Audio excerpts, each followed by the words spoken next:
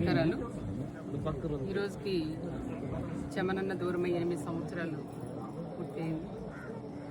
8 సంవత్సరాలు ఎంత తొందరగా గడిచినాయో మా కుటుంబాలకు కూడా అర్థం కాలేదు. ఎందుకంటే పరిటాల రవి గారు చమనన్న ఇద్దరు కూడా అన్నదమ్ములతో, అన్న తమ్ముడు కూడా ఆ విధంగా ఉంటారో లేదో కానీ రవి గారు చమన్ అంత అన్యోన్యంగా ఉండేవాళ్ళు. ఎందుకంటే మేము మా పెళ్లి కాకినప్పటి నుంచి కూడా మేము చూసేవాళ్ళం కాబట్టి బాగా తెలుసు.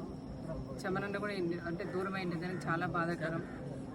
చమనన్న ఫ్యామిలీ ఆ రోజు నుంచి ఈ రోజు దాకా పరిటాల రవి గారు ఉన్నప్పటి నుంచి ఇప్పటిదాకా మేము ఎప్పుడు కూడా ఒకే కుటుంబ సభ్యులుగా ఉంటూ ఎప్పుడు కూడా కుటుంబాలు రెండు కూడా వేరుగా ఏ రోజు కూడా మేము కానీ వాళ్ళు కానీ చమనన్న వాళ్ళ ఫ్యామిలీ కానీ మా ఫ్యామిలీ కానీ ఎప్పుడు మా ఫ్యామిలీ వేరు వాళ్ళ ఫ్యామిలీ వేరు అని ఏ రోజు కూడా మేము అనుకోలేదు. కష్ట సుఖాలు కూడా ఒకరికొకరు మేము మాట్లాడుకుంటాం, కలుసుకొని కూడా ఒకరి బాధలు ఒకరు చెప్పుకొని కూడా బాధపడిన రోజులు ఉన్నాయి, ఏడ్చుకునే రోజులు ఉన్నాయి.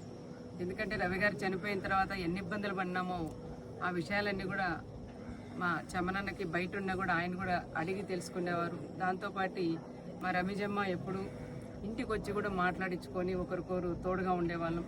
అన్నయ్య చనిపోయిన తర్వాత కానీ వాళ్ళిద్దరూ అన్యోన్యంగా ఉండే విషయాలన్నీ కూడా ఎప్పుడు కూడా మేము ఫోన్లో కూడా మాట్లాడుకొని బాధపడిన రోజులు కూడా ఉన్నాయి.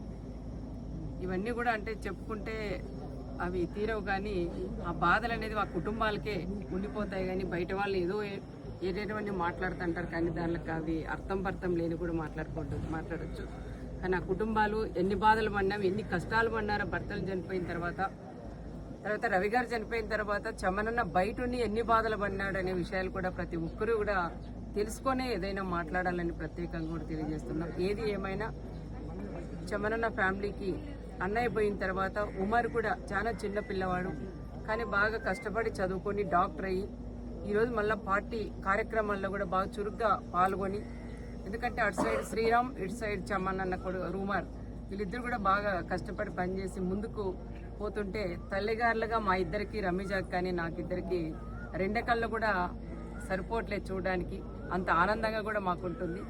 ఇద్దరు కూడా బాగా రాజకీయాల్లో చురుగ్గా పాల్గొని ఉన్నత పదవులు కూడా రావాలని వాళ్ళిద్దరు సాక్షిగా చమనన్న పరిటాల రవి గారి సాక్షిగా దేవుణ్ణి కూడా నేను కోరుకుంటాను.